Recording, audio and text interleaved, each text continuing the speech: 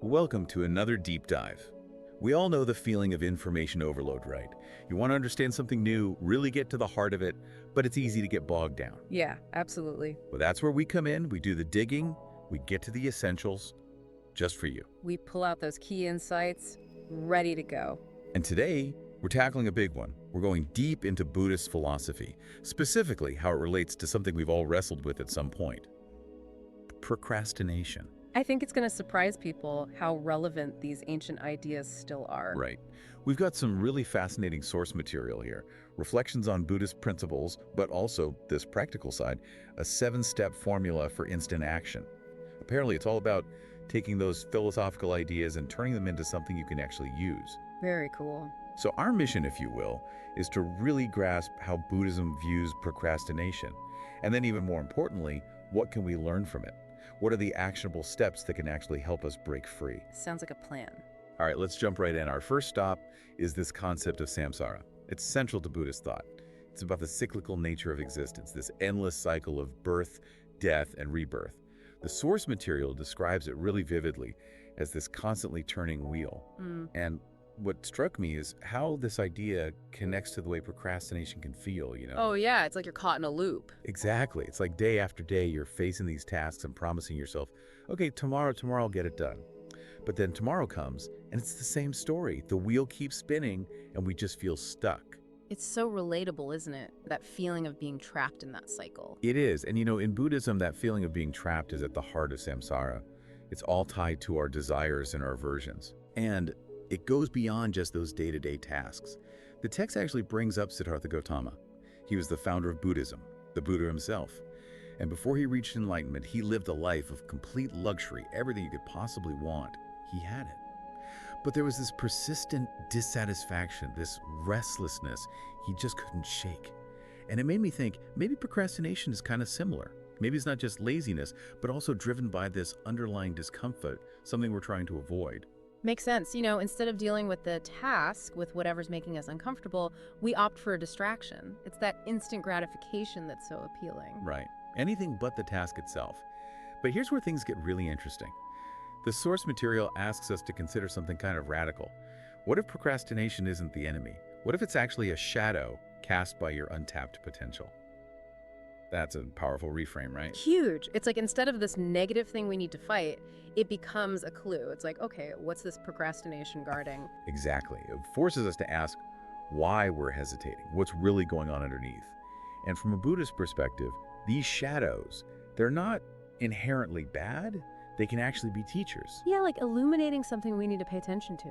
They can show us our deepest fears, those doubts we have about ourselves, even the things we're overly attached to, things we might not even be aware of. Okay. So the text asks, what might your procrastination be trying to reveal? Is it fear of failure? Is it that voice inside saying, you're not good enough? Or maybe, like the text suggests, it's clinging to the comfort of inaction. It's really worth thinking about. Definitely. Now, the discussion shifts to mindfulness. It's a cornerstone of Buddhist practice, of course. And the source uses this really evocative metaphor. Imagine a massive mountain. It's so tall, its peak disappears into the clouds. Everything inside you is saying, turn back, don't even try. That mountain, we learn, represents all those tasks we've been putting off, those aspirations we haven't pursued. And procrastination, that's the fog obscuring the path, making the whole thing seem impossible. It's a great image. That mountain can feel so overwhelming. Totally. But mindfulness, that's what Buddhism says, can clear that fog.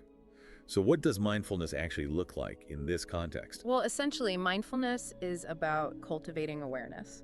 It's about paying attention to what's happening in the present moment, your thoughts, your feelings, all of it. And the key is you're observing without judgment. You're not getting swept away by those thoughts and feelings, you're just noticing them. So how does that apply to procrastination specifically? It's about recognizing those emotions that come up when you think about the task. Maybe it's anxiety, maybe dread, maybe just plain boredom, but you acknowledge them without letting them control you. Oh, I see. You don't suppress the feelings, you just observe them. Exactly. You create space between the emotion and your reaction. It allows you to respond more thoughtfully. Interesting. And the text encourages us to ask some really probing questions. What am I truly avoiding? And what story am I telling myself about this task? It suggests that sometimes the real reasons we procrastinate They're hidden. We might be deceiving ourselves without even realizing it. It's about getting honest with yourself. What's the narrative you've built around this task? Okay, I'm getting it.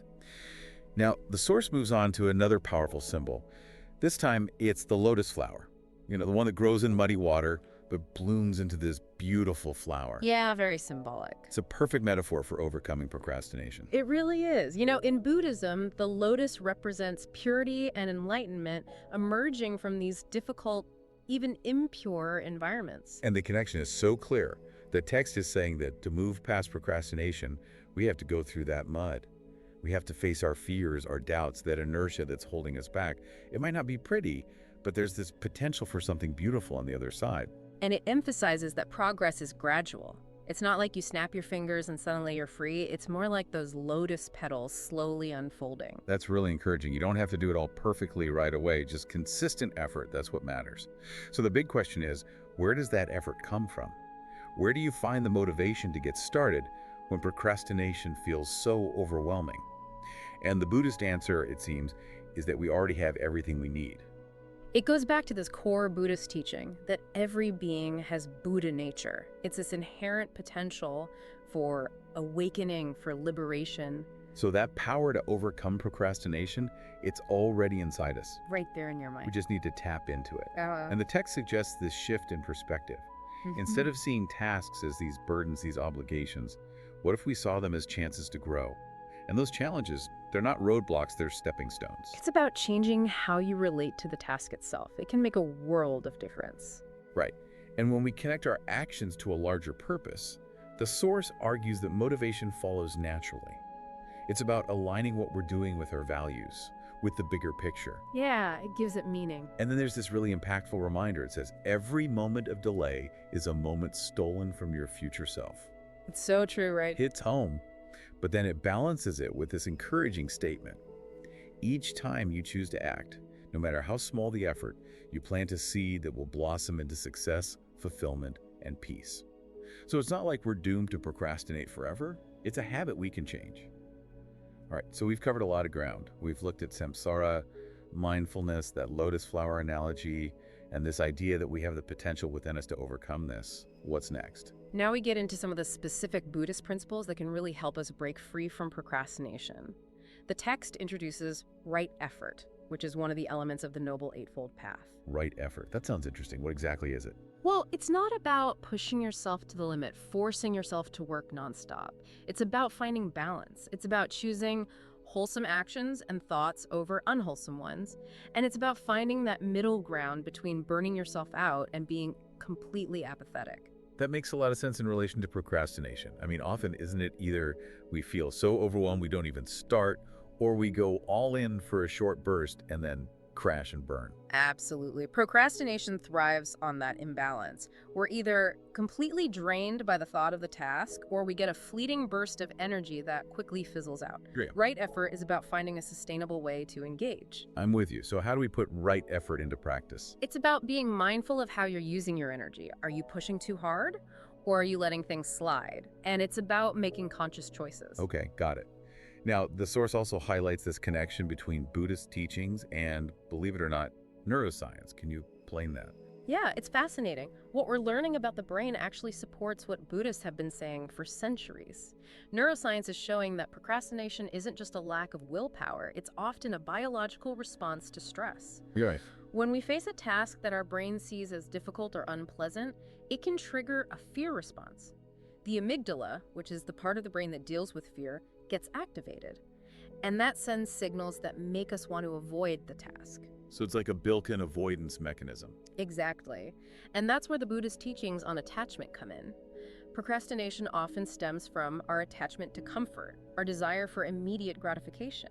We put off the task because it feels uncomfortable, and our brain is wired to seek out pleasure to avoid pain. Like scrolling through social media instead of working on that report? Precisely. But the good news is that discomfort is temporary. The text emphasizes that we can actually retrain our brains through mindfulness and intentional effort. We can learn to see those challenges not as threats, but as opportunities for growth. So we can change those automatic responses. Over time, yes.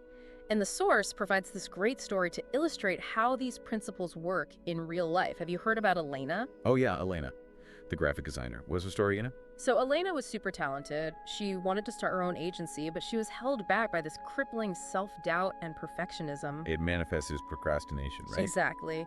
Deadlines would loom, she'd feel guilty, but she just couldn't seem to take action. But then she went on this silent meditation retreat, and she had this breakthrough. She encountered the Buddhist teaching of impermanence. The idea that everything is constantly changing. Right. And Elena realized that her fear of failure, it was rooted in this illusion of permanence. She thought, if I fail, it'll be the end of the world. But impermanence taught her that nothing lasts forever. Not success, not failure, not even the anxiety she was feeling. So realizing that helped her overcome her fear.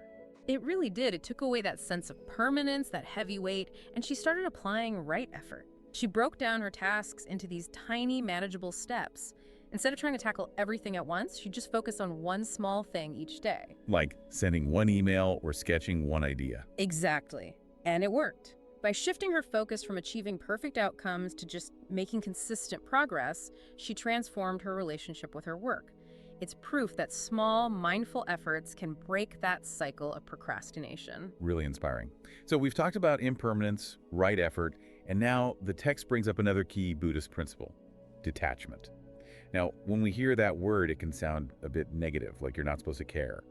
But that's not what it means in Buddhism, is it? Not at all. Detachment in this context is about letting go of our attachment to specific outcomes. It's not about being apathetic or giving up. It's about focusing on the process, on putting in the effort without being overly fixated on the result. So it's about the journey, not just the destination. Exactly. Because when we get too attached to a specific outcome, fear takes over. Fear of not meeting expectations, fear of judgment, fear of failure. And all that fear, it feeds procrastination. It's like we're so worried about the end product that we can't even get started. Right. But when we cultivate detachment, we free ourselves to act more authentically, more creatively. The pressure comes off. The text uses this beautiful metaphor of planting a tree. You can water it, give it sunlight, but you can't control exactly how it grows. You do what you can, but you surrender to the process. That's the essence of detachment. And the source suggests reframing our goals with curiosity instead of obligation. So instead of thinking, I have to finish this report, you ask, what can I learn from this? I like that. It shifts the energy from dread to curiosity. And it aligns with this Buddhist concept of beginner's mind, approaching things with openness without preconceived notions. It's like seeing everything as an experiment. Exactly. When we do that, fear loses its power and action becomes much easier. Now, another practical tool the source highlights is mindful prioritization. It talks about how multitasking, which is so common these days, can actually contribute to procrastination. How so? Well, multitasking scatters our energy. We're trying to do so many things at once that we end up feeling overwhelmed. And that overwhelm can lead to procrastination. We don't even know where to start, so we just shut down. It's like our brains go into overload. Exactly. And the Buddhist solution is single-pointed focus. It's a core technique in meditation. Just like focusing on your breath in meditation, we can train ourselves to focus on one task at a time. And the source mentions this idea of an anchor task. Right. It's about identifying your most important task for the day and dedicating uninterrupted time to it. Eliminate distractions, set boundaries, and immerse yourself in that one thing. So it's about creating those pockets of deep focus. Exactly. And when you do that, not only do you get more done, but you also cultivate a state of flow. You know, that feeling of being totally absorbed in what you're doing, where time just seems to disappear. That in the zone feeling. Yes. And that state of flow aligns perfectly with Buddhist ideals of presence and awareness. When your mind is fully in the present moment, there's no room for those distracting, procrastinating thoughts. Okay, so we've explored these Buddhist principles and how they relate to procrastination. Now the source gets into a more structured approach. Right.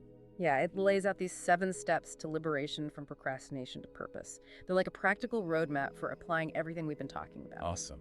So the first step is embrace impermanence. We've talked about this concept already, the idea that everything is constantly changing. And this step encourages us to apply that to our experience of procrastination. Yeah. We often delay because we're clinging to the present moment, afraid of what might happen if we take action. But remembering that everything is temporary, even those unpleasant feelings, can help us loosen that grip. The text suggests this affirmation. This moment is temporary. And it uses the analogy of jumping off a cliff. It might be terrifying, but knowing the experience won't last forever can make it feel more doable. It takes away some of the power of fear. Okay, step 2 is cultivate right effort. Again, we talked about this earlier about finding that balance between pushing too hard and not doing enough. Right. In this context, it's about breaking down those big, overwhelming tasks into smaller, more manageable pieces, and then committing to consistent effort. The text recommends finding one small action you can take today towards your goal, something so easy you can't say no to it, and then celebrate that small victory. It uses the analogy of an oak tree growing from a tiny acorn. Small steps lead to big results. I like that. Step 3 is practice detachment. And again, it's not about not caring. It's about letting go of that attachment to a perfect outcome. The text points out that perfectionism is a major driver of procrastination. We're so afraid of not getting it right that we don't even try. It uses the metaphor of planting seeds in a garden. You can do your part, but you can't control everything. You can't force the plants to grow. Exactly. The key is to focus on the effort, not the result. And the text suggests asking yourself, what would I do if I weren't afraid of failing? Powerful question. Yeah. Step 4 is harness the power of mindfulness. This is about being present, being fully engaged in what you're doing, instead of getting lost in thoughts and distractions. And the text gives some practical tips, like when your mind wanders, gently bring it back to the task. Notice the sensory details of what you're doing. It would also suggest using the Pomodoro technique, those intervals of focused work followed by short breaks. And during those breaks, you can do something mindful like stretching or just observing your surroundings. The goal is to train your brain to associate productivity with calmness, not stress. Interesting. Step 5 is transform laziness into wisdom. This is about reframing that feeling of laziness. Instead of seeing it as a personal failing, it encourages us to see it as a message, a sign that something else is going on. The text suggests journaling about your procrastination.